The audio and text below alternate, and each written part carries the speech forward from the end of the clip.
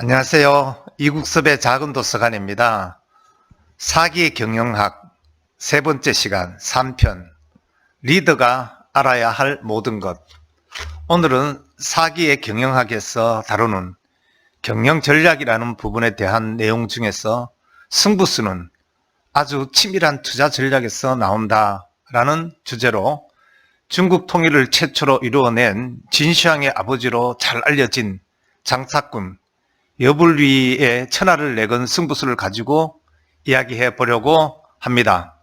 위기는 준비된 사람에게는 기회로 전환되어 성공을 앞당기는 원동력으로 작용하며 행운도 준비된 사람만이 느끼고 알 수 있습니다. 천하를 건 장사꾼 여불위의 도박은 철저히 사전에 준비에서부터 판가름이 난 것입니다. 여불위의 이야기는 기하과거라는 고사로 말할 수 있는데, 기하과거란 뜻은 기이한 물건은 간직할 만한 가치가 있다라는 말로 해석됩니다. 현재의 가치보다는 미래의 보물로 사용하기 위한 치밀한 전략의 활용이라는 측면에서 본다면, 경영자들은 보다 큰 뜻을 펼치기 위해서는 남들과는 조금 다른 상황별 시나리오에 따라 대응책과 그에 따른 단계별 추진을 할 수 있어야 함을 기하과거에서 알려준다고 보여집니다. 사기에서 나오는 여불위의 이야기를 정리해 보면, 전국시대 말 위나라의 거상 여불위가 어느 날 조나라의 수도 한단에 머물고 있다가 우연히 진나라 소왕의 손자 자초가 인질로 잡혀와 있는 것을 보았습니다. 그 사연을 알아보니 자초의 아버지 안국군에게는 아들 20명 정도가 있었는데, 자초의 아버지 안국군에게는 화양부인이란 정부인이 있었으나 슬하에 아들이 없었습니다. 그래서 자초는 안국군의 하휘의 아들이었는데, 그의 생모 하휘는 안국군의 총애를 받지 못하였습니다. 그래서 자초의 입지가 매우 난감하고 매우 부족했습니다. 때문에 자초가 조나라의 볼모로 잡혀온 것이고, 자초가 인질로 잡혔음에도 불구하고 진나라는 계속해서 조나라를 자주 공격하였고, 자연스럽게 조나라에서도 자초는 전혀 영향력이나 신망이 없는 그런 상황이었습니다. 그래서 자초의 입지나 생활은 몹시 어렵고 초라한 그런 처지였습니다. 이런 초라한 상황을 알게 된 여불위는 자초를 활용해서 큰 꿈을 그리면서 미래의 계획을 세웠습니다. 자초를 이용해서 기하과거에서와 같이 기이한 물건으로 만드는 계획을 세우고 실천해서 성공한 것입니다. 그 방편의 일환으로 여불위는 자초를 찾아가 소왕은 이미 늙었고 비록 화양부인에게 아들은 없지만 태자인 안국군이 화양부인을 매우 총애하는 현실을 알려주었습니다. 그리고 자초가 20명의 아들 중에 형제 사이에서 서열이 아주 밀린다는 점을 자초에게 자각을 시켜주고, 이 자각을 벗어날 은밀한 제안을 시작으로 여불위가 세운 큰 뜻의 첫 단추를 끼웠다고 보면 됩니다. 여불위는 자초를 왕세자의 정부인이 자식이 없는 점을 활용해서 하양부인의 양자로 들어갈 수 있도록 계획을 세운 것입니다.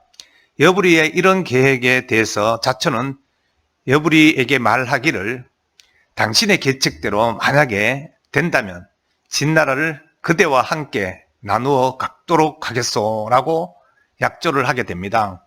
그리고 더불어서 또 자초가 눈을 들이고 좋아하던 여불위의 첩 조희를 여불위는 자기 아이를 임신을 시켜서 전략적으로 자초에게 줍니다.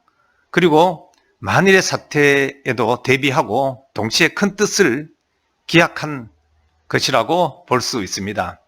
여불위의 계획은 하나 둘 성사가 되면서 마침내 자초는 태조로 책봉이 되어 그 뒤 왕위에 오르게 됩니다. 하늘도 도왔는지 왕위에 오른 자초가 불과 3년 만에 죽자 여부리의 아들인 조이가 임신했던 어린 영정이 대를 이어 자초의 후계자로 조나라의 왕이 됩니다. 이 왕이 바로 후일 중국을 통일한 진시황이 된 진왕입니다. 마침내 실제로는 여부리의 아들인 영정, 즉 진왕은 39세에 천하를 통일하고 중국 최초의 황제인 진시황이 됩니다. 그러한 입지를 다잡기 이전에 시간은 오로지 여부리의 시간으로 여부리가 꿈꾸었던 큰 꿈의 실현으로 자초에게 걸었던 승부의 꽃을 피웠고 그 꿈을 이루고 성공한 것입니다. 여부리는 상인의 천부적인 감각을 활용해서 뛰어난 안목으로 자초라는 귀화인 진귀한 보물을 얻었고 이렇게 얻은 자초를 다양한 시나리오를 통한 대응 전략으로 활용하는 지혜를 가지고 종합적인 그림을 완성해간 것이라고 볼 수 있습니다. 투자의 대상을 고를 줄 알고 투자의 시기도 정확히 예측하고 변수가 발생하면 제2의 또는 제3의 대비책을 구사하여 위기를 여부리는 돌파한 것입니다. 여기에서 저는 얼마 전까지 세상을 시끄럽게 하였던 운송 공유 서비스 업체인 타다의 기소와 법원의 판결 그리고 모빌리티 서비스에 대해서 택시 업계에 손을 들어주는 듯한 법안의 국회 통과를 보면서 다소 아쉬운 마음이 들었고 타다의 오너인 이재용 대표의 전략을 되짚어 보고 싶었습니다.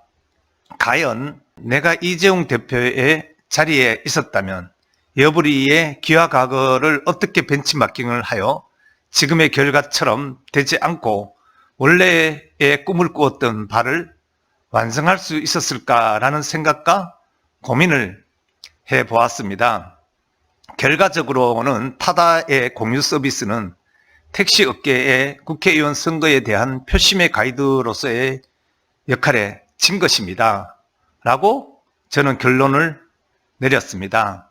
이재용 대표의 타다 서비스는 미래의 공유 서비스라든가 현재의 법치에 어긋나지 않는 방법을 시도하여 나름의 성과를 내면서 중국에 우버가 들어올 때까지는 우리나라에서는 우버를 대신할 만한 또 대적할 만한 대항마로서 공유 서비스에 적합한 모델의 안착을 가져올 수 있는 시금석을 확보하였습니다. 그러나 경제 전반에 걸친 불황에 따른 택시 업계의 불황과 면허세 등의 부담을 통하여 확보하였던 기존의 기득권으로서의 고객 서비스는 도외시하고 소비자들의 불만은 개선하지 않는 태도들에 대하여 반성하는 것들은 없고 기존의 기득권을 위한 그들의 목숨을 건 저항을 타다에서는 생각하지 못했고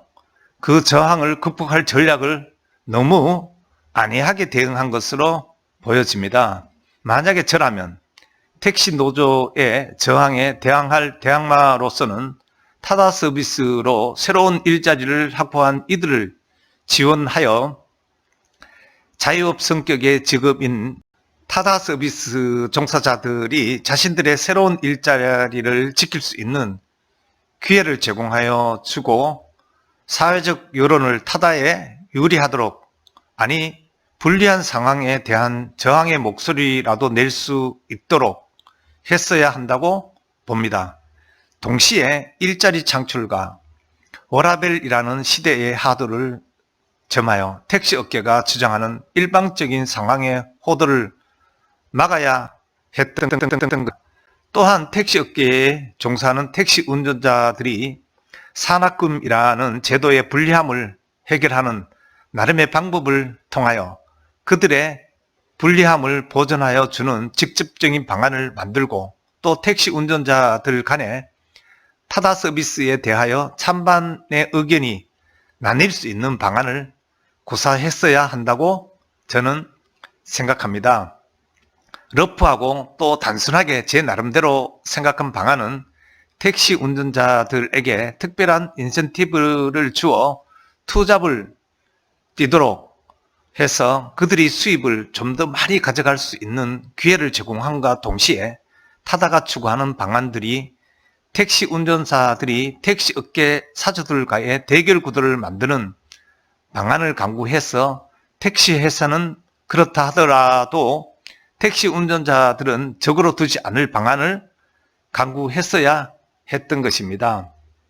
또 더불어서 국회의원들의 법안 통과에 대한 다양한 방안을 강구하고 또 타다 서비스의 종사자들의 표심을 조직화해서 택시 종사자들의 표를 갖고 그들을 움직였던 택시 업계처럼 표를 통한 대결 구도를 만들었어야 했습니다.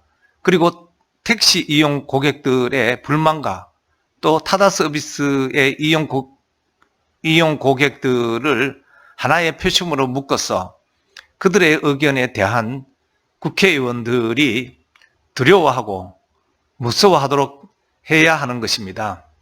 그러나 타다 이재용 대표의 전략은 물론 이분이 훌륭한 기업가이긴 하지만 이번만큼은 제가 봤을 때 조금 나이브했던 것 같습니다.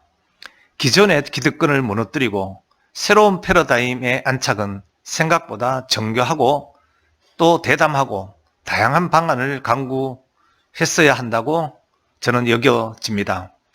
오로지 법의 테두리와 공유 서비스 그리고 스타트업이라는 시대의 하두만을 귀화 과거의 귀화로서 사용하는 방식으로 접근한 것은 너무 안이한 접근이 아닌가 하고 생각되어지고 일자리와 소비자의 편의성 및 서비스의 개선만을 내세우고 그것만으로 너무 안이하게 또 막연한 무기로 사용한 것은 아닌가 싶습니다. 물론 제 생각이 너무도 단편적이고 또 단순하지만 또 단순할 수 있습니다. 그리고 타다라는 서비스를 제가 두둔하거나 지지하는 듯한 모습으로 보일 수도 있겠습니다만 저는 다만 단순하게 사기의 경영학이라는 책에서 알려준 여부리의 천하를 건 기화과거라는 도박에 대한 지혜를 타다 서비스라는 것에 적용하여 구현해 본다면 하는 생각에서 접근한 것임을 밝혀두는 것이니 시청하시는 여러분께서는 오해가 없기를 바라면서 오늘의 이야기를 마치고자 합니다.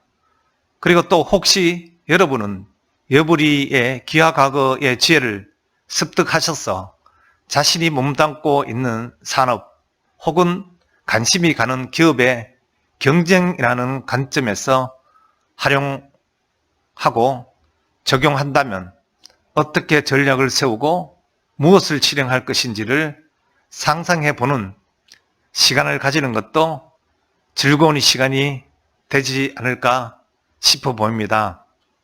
오늘은 이국섭의 작은 도서관 기하과거에 대해서 말씀드렸습니다. 다음 시간에는 제4편을 가지고 여러분을 찾아뵙도록 하겠습니다. 고맙습니다.